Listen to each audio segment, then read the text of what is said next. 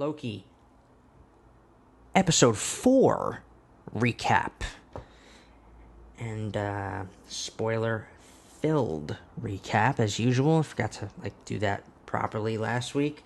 But always spoilered, spoilers. And it's important to bring that up because this is the kind of episode you don't want to just, if you haven't seen it yet, you should watch it first,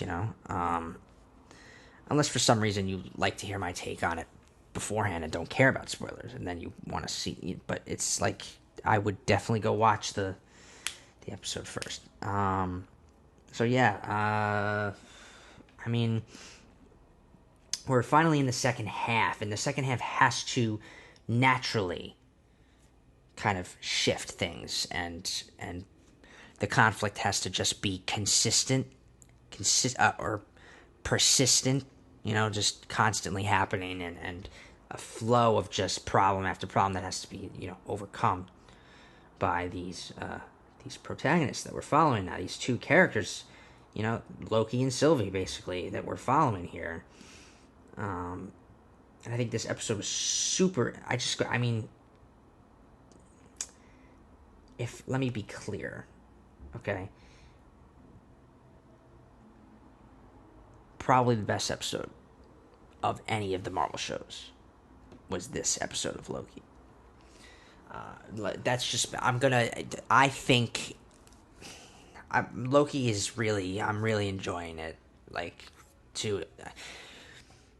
I'll get into all of that stuff. But Marvel, I think, talk about taking narcissism to the next level, right? This week, they just immediately, the episode opens with where we left off, right? The planet that they're stuck on is about to be destroyed. And then right before they are then rescued but also captured by the TVA, they kind of have this moment. So yeah, literally falling in love with yourself. Talk about narcissism. I think that's even mentioned by Mobius in the episode, but yeah, it was an obvious viewpoint to take when it comes to playing with multiple versions of the same character, right? This idea of what if you fell in love with yourself, right? Kind of thing. But also, going off of what I said last week, they're also different people. They might be the same person, but their experiences and everything they've been through being different things makes them different people, very different people as well. So how do we actually look at this, really, if they do kind of have this, and how does that even work? I don't even know. Anyway, I guess it would be the most purest. I'm just thinking, in terms, my brain's going to a different place here. I'm thinking, what if they had kids?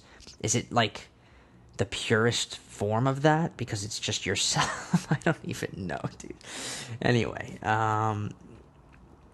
yeah, and whether or not they actually even follow through with this little subplot, I don't know. That they may not. It just might be a thing that we are brushing on here. And then DiMartino, who plays Sylvie, she said recently something about how the writers are taking a different approach to Lady Loki in this story and in the MCU. It's not as comic accurate as other characters may have been. That they're trying to actually take a whole new approach to the character. It's totally different character than the Lady Loki from the comics, I believe. So that's interesting to think about too. Less comic accurate, more original. My favorite thing here in this episode is just playing with the idea that was brought up last week. I've said it every week. They've had a twist every week. I suppose this week's twist would be that we learn that pruning doesn't kill you, maybe, is the twist? No, the twist is the twist, right? Yeah, the twist is the twist. The moment, the pulling the rug out moment, I guess, on the whole timekeepers thing. Yeah, I guess.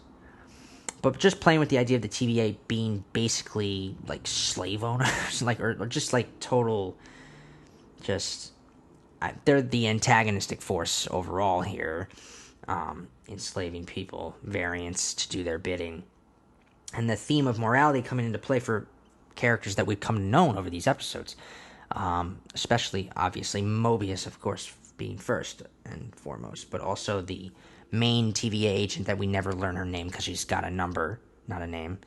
Don't even know the number. I can't remember the number, but you know who I'm talking about. The main main TVA agent, I didn't expect the shift to come for her before even Mobius, but it does. She's greatly effective, or greatly responsible for a lot of how Loki and Sylvie are even able to, like, fight back in this episode.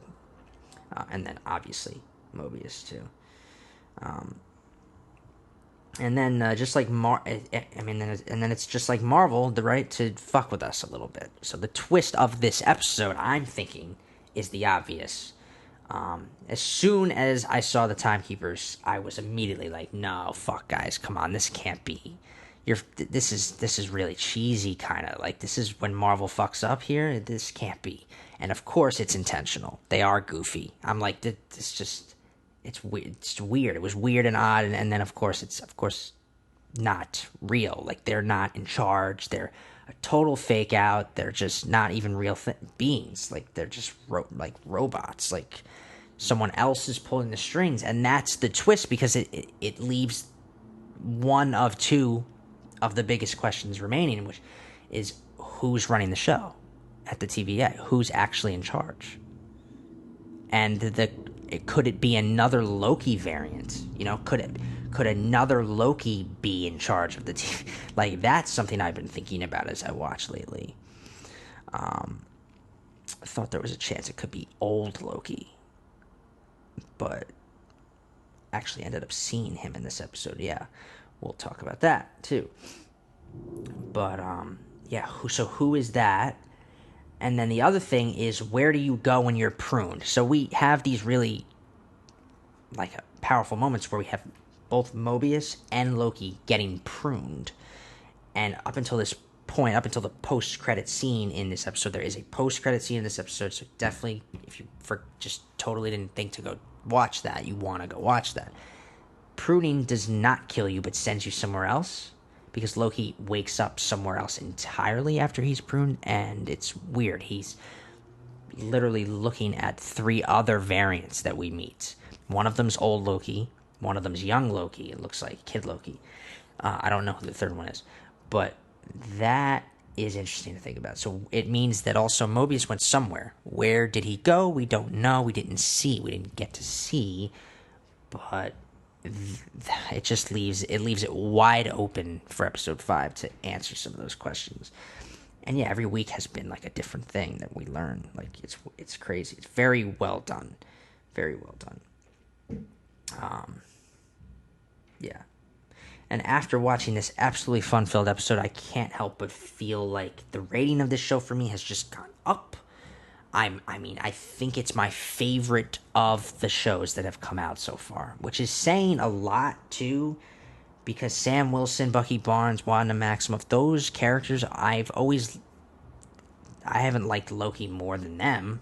I've always liked Loki, but not more than them. Like, he was always the anti-hero character, but I didn't realize how much this show showed me how much I needed a show about Loki, and it made me, and his show has been the best of the 3. I mean, for me anyway. Yeah, I really am thoroughly enjoying this series most of all here. Yeah, and that's really all I have for you in terms of that episode.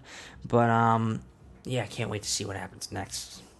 So definitely come back next week for episode 500%, dude.